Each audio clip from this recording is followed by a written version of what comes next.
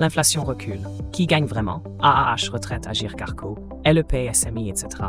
L'inflation, ce phénomène économique qui érode le pouvoir d'achat, semble enfin marquer une pause. Cette accalmie suscite de nombreuses questions. Qui en profite réellement? Les bénéficiaires de l'allocation aux adultes handicapés, les retraités du régime Agirc Arrco, les détenteurs de livrets d'épargne populaire, LEP, ou encore les salariés au salaire minimum interprofessionnel. Sont-ils les grands gagnants de cette baisse? Cette vidéo explore les impacts variés de la diminution de l'inflation sur ces différents groupes et analyse les véritables bénéficiaires de cette situation économique favorable. Découvrez comment cette tendance pourrait transformer le quotidien de millions de personnes. Les bénéficiaires de l'AAH et de la retraite Agirc Arrco face à la baisse de l'inflation. La diminution de l'inflation a des répercussions significatives sur les bénéficiaires de l'allocation aux adultes handicapés, AAH, et les retraités du régime Agirc Arrco. En effet, une inflation plus faible peut entraîner des ajustements moindres des prestations sociales et des pensions. Cela affecte par conséquent le pouvoir d'achat de ces groupes vulnérables.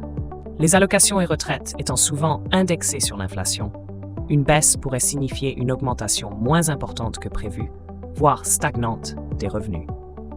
Cette situation économique nécessite une attention particulière pour éviter que ces populations ne subissent une détérioration de leur qualité de vie. L'effet de la diminution de l'inflation sur le livret d'épargne populaire. La baisse de l'inflation a un impact direct sur le taux d'intérêt du livret d'épargne populaire. En effet, ce taux est révisé périodiquement en fonction de l'évolution des prix à la consommation.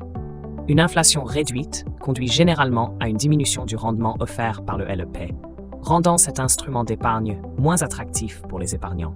Cependant, cette situation peut également inciter les institutions financières à proposer des produits alternatifs ou des promotions pour maintenir l'intérêt des clients.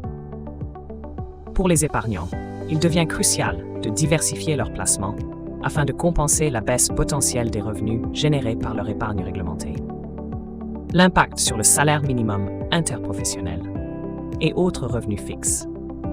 La réduction de l'inflation influence directement le salaire minimum interprofessionnel, EMI, et d'autres revenus fixes. En période de faible inflation, les augmentations du SMI sont souvent moins significatives, ce qui peut limiter l'amélioration du pouvoir d'achat des travailleurs à bas salaire. Les négociations salariales deviennent alors plus complexes, car les syndicats doivent justifier des hausses dans un contexte économique stable. Par ailleurs, les politiques gouvernementales visant à protéger ces revenus peuvent inclure des ajustements automatiques ou des mesures compensatoires pour garantir que les salariés ne voient pas leur niveau de vie se dégrader.